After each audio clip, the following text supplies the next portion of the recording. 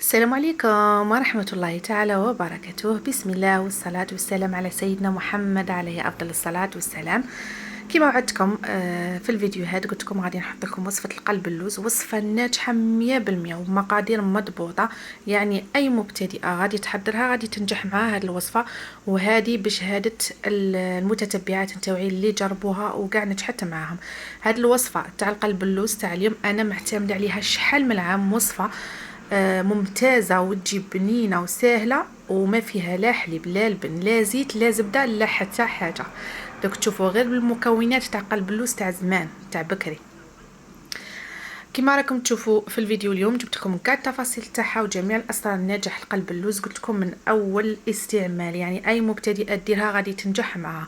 نبداو على بركه الله. بسم الله. اول خطوه نحتاجو السميد اللي هو السميد الخاشن. شوفوا اذا كان هذا تاع ماما اللي انا نستعمله، هذا الخاشن متوسط، على خاطرش كاين الخاشن هذاك الخاشن اللي يجي كيما حبه تاع الطعام، وكاين الخاشن اللي يجي في المتوسط. يعني كما انا هذا السميد تاع ماما دائما نعتمد عليه، سواء كان في المقرود ولا في المبسس ولا في الرفيس اللي نديره، ولا المهم نستعمل هذا الخاشن. نتوما اذا كان عندكم هذاك الخاشن تاع الميزان اللي تشروه خشين، خلطوه بالمتوسط. شوفوا انا درت هذا العبر البول تاع الشوربه تاع بنتي الصغير، سينو تنجموا تعبروا بالكاس اللي وريتها لكم تاع ام وليد، تنجموا ديروا بها. الا كان عندكم البلا صغير ديروا بهذاك الكاس تاع ام وليد، كيما نقولوا بلا دائري صغير ديروا به باش تجيكم شويه في الخشن، تجيكم شويه خشينه. انا بحكم عندي البلا هذا كبير، هذا نورمالمون 39 على 37 على 40 وقيله 27 عفوا على 40، 27 على 40. ديت انا هذا البول تاع الشوربه تاع بنتي عبرت به 3 عبار تاع السميد الخاشن هذا تاع ماما. قلت لكم اذا كنتو شارين تاع الميزان يجي خشين بزاف، ديروا 2 عبار الخشين وعبر ديروه المتوسط باش تجيكم الشاميه بنينه ما تقهمش، وتجيكم في من تسقوها تشربوها تجيكم هذيك هي في ما تشربلكمش بزاف.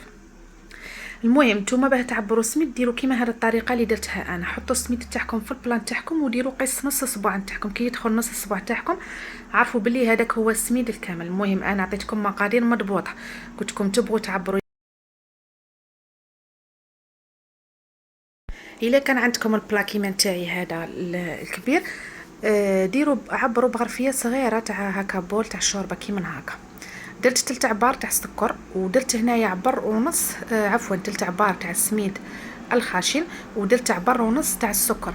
هندي حقها في السكر، ما تقولوش السكر بزاف ولا نكتر فيها السكر، ولا هي لازم تجي فيها السكر باش تجي معسله. نعرفوا باللي القلب اللوز تجي حلوه وتجي معسله من الداخل. درت عبر ونص تاع السكر عادي، درت مغرف صغيره تاع خماره تاع الحلويات، درت القرصه تاع الملح، شويه تاع الملح باش تعدل لي النكهه، ودرت مغرف تاع لافاني صغيره باش تعطيني هذاك الذوق تاعها يجي شباب. هذه اول مرحله، هذه هي الوصفه وغادي نعاود نخليها لكم مكتوبه في صندوق الوصف. ثاني مرحله واللي هي هذه اللي نبسس فيها هكا بين يديا وهي ناشفه، ماني دايره حتى حاجه من السوائل، راني غير السميد والسكر وهذيك الخماره، المغرف تاع الخماره والمغرف تاع لافاني، كنت بيدي هكا نبسس فيهم واحد 5 دقائق كشغل هذاك السكر حرحرته مع السميد، كشغل تخلي هذاك السكر مليح في السميد. من بعد نفس العبر اللي عبرت به السميد غادي نجيبه ندير فيه نص تاع الماء والنص الباقي نعمره بالماء زهر، يعني عبر كامل. يعني كما قلت لكم في بدايه الفيديو مقادير مضبوطه.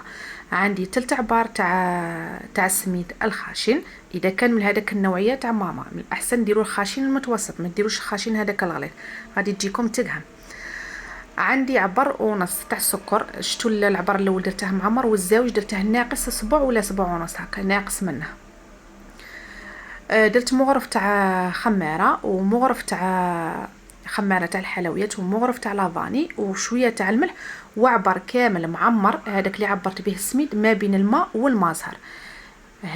هادو مقادير مضبوطه. شوفوا ماني دايره لا زيت لا حليب لا زبده، ماني دايره حتى حاجه.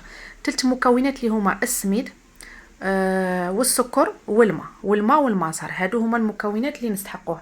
هنا ما بديتش نعجن فيها، راكم تشوفوا بديت غير بصباعي هكا، غير بالاصابع نتاوعي نخلط فيها حتى تماسكت لي مليح. وشوفوا كي نرفد هكا ندير بوله هكا في يدي ديك تولي لي كيما العجينه.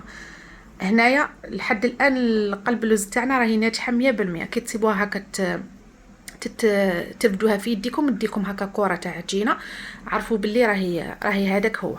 من بعد ديروها غطوها وخلوها مده ساعه، ساعتين، 3 سوايع. من الاحسن كون ديروها في الليل، تصبح غدوه تصبح لكم معسله وتجيكم شابه، مادامها تريح، مادامها السكر يزيد يدوب وتعسل لكم. تاني خطوه نروحوا للشربات. انا الشربات شوفوا شادت، درت 2 عبار تاع سكر مع 4 تاع الماء، والعبار اللي عبرت بهم السميد عبرت بهم الشربات اللي انا حندير بهم. هنا انا درت نهالو السكر، خليته يولي كراميل.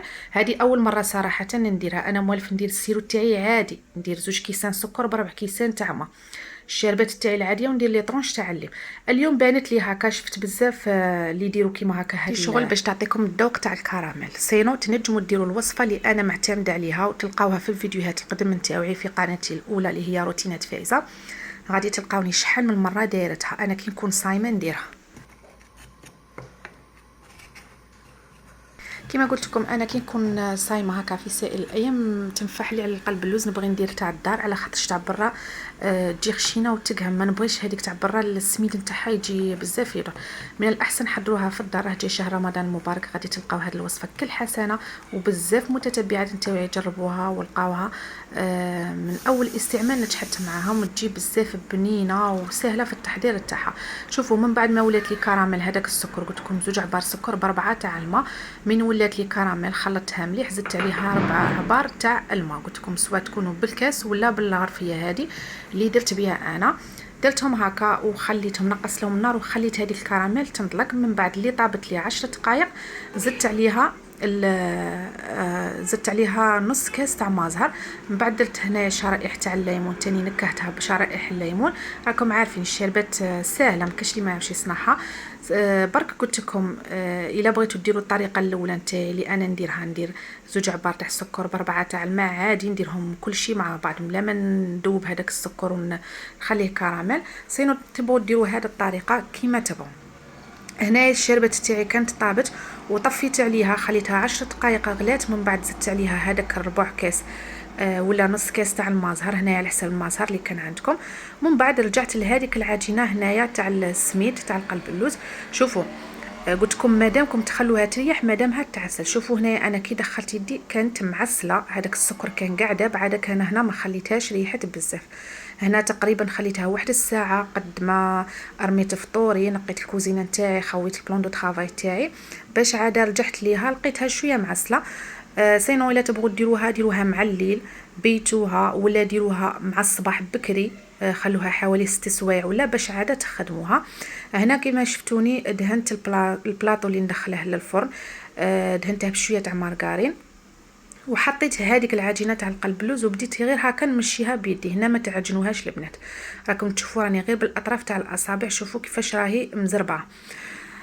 بديت هكا نسقم فيها غير بيدي. ومن بعد جيبوا مغرف، بالدهر تاع المغرف ديروا فيها شويه تاع زيت، غير شويه برك تاع زيت، غير باش تتليسالكم هذيك الطبقه الفوقانيه وتولي لكم ليس.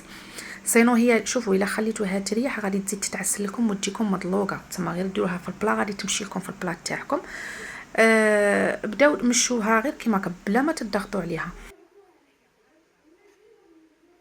وهنا تاني كي تمشوها، هذا سر من نجاح القلب اللوز نتاعكم. شوفوا هنا كي تولوا تمشوا فيها في البلان ما تضغطوش عليها كي شغل. شوفوا شدوا الدهر تاع المغرف، ديروا لها غير شويه زيت، بداو غير هكا من الفوق تليسوا فيها باش تولي لكم ليس. سينو ما تضغطوش عليها على خاطرش كي غادي طيب لكم من بعد كي تخرجوها ديروا لها السيرو غادي تدغونفلي لكم وكشغل تنفخ لكم. هذيك كي تتنفخ هذاك من الضغط اللي تكونوا من ديروها في البلاط تضغطوا عليها كي شغل ما عندهاش كي تتهوى. على هذاك حاولوا غير بشويه على ظهر المغرف بشويه تاع الزيت، ليسوها غير وحده وحده.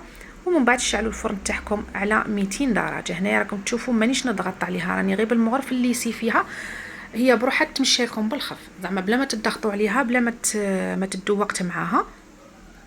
من بعد دخلتها للفرن على 200 درجه. الفرن كنت شعلتها انا هنا راني نخدم فيها، راني شاعله الفرن تاعي. دخلتها طابت في الطياب نتاعها ساهل. كي تشوفوا الحواشي نتاعها حماروا، هي اول حاجه كي تبدا تبان لكم باللي راهي طايبه الحواشي تاعها يحماروا. القلب اللوز كي طيبوها الحواشي نتاعها يحماروا. هنا قبل ما ندخلها طيب طراسيتها كيما هكا، درت لها غير لي طراس ما هوتش، راكم تشوف باللي مانيش نهوت حتى لتحت، غير راني نطراسي فيها باش من بعد كي طيب هذاك السكر ما يهودناش تحت وينحرق لنا. من بعد بديت نقطع فيها. هنا تبغوا تقطعوها مربعات كبار، تقطعوها مربعات صغار، كيما تبغوا. المهم انا طراسيتها هكا باش ندير اللوز. رشقتها بحبات تاع لوز بهم بالقشور تاعهم. انا اللوز هنا كنت منفخاته في المازهر باش ما ينحرقليش كي يطيب. هنايا انا نفخه في المازهر قبل لا نبدا، من ندير حسابي بلي راني حندير قلب اللوز نفخ اللوز في المازهر وبديت نحطها هكا. تبغوا عندكم بلا قشور بالقشور، تبغوا ديروا الكاوكاو، تبغوا ديروا اللوز ايفيلي من الفوق، تبغوا تخلوها كيما هكا. المهم انا عطيتكم الطريقه والوصفه، كل وحده دير واش راها عندها في الدار. هنا راهي واجده، قلب اللوز تاعي وجدت. دخلتها للفرن على 200 درجه كان سخون وخليتها طابت. هنا كي عرفتها طابت شت الحواشي تاعها حمارو ايا، درتها شعلت عليها من الفوق. والقلب اللوز كي تشعلوا عليها من فوق خلوها تحمر، خلوها تدي حقها في الحموريه. قلب اللوز تجيك شغل تقريبا راح تنحرق لكم، تجيكم بنينه كي تحمروها بزاف. شوفوا كي تخرجوها وتبغوا تسقوها، شفتوني كي وليت نضرب فيها كانت يابسه، تلقاوها يابسه حجره من الفوق، ما تولوا هكا تضربوا فيها ما تخافوش منها. هنايا ما عليها حتى حاجه. هنايا وهي هكا حاميه وهذيك الشربات راهي بارده، بردت لي غايه، نبدا نسقي فيها. شوفوا كيفاش راهي تشرب مي راهي حاميه. غير كي ما خرجتها من الفرن راني نسقي فيها والشربات كانت بارده. درتها تما، درتها من الساعه وقعدت بردت لي، كان الحال بارد بردت لي.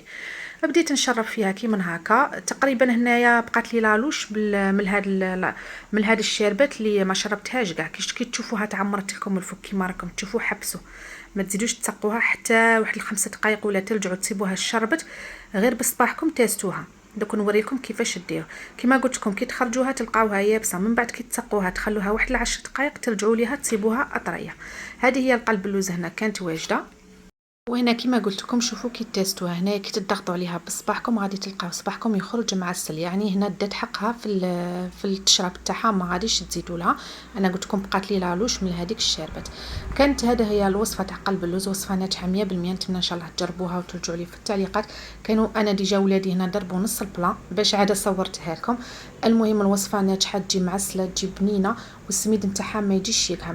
كما قلت لكم عطيتكم كاع لي زاستيس تاعها باش تجيكم ناجحه.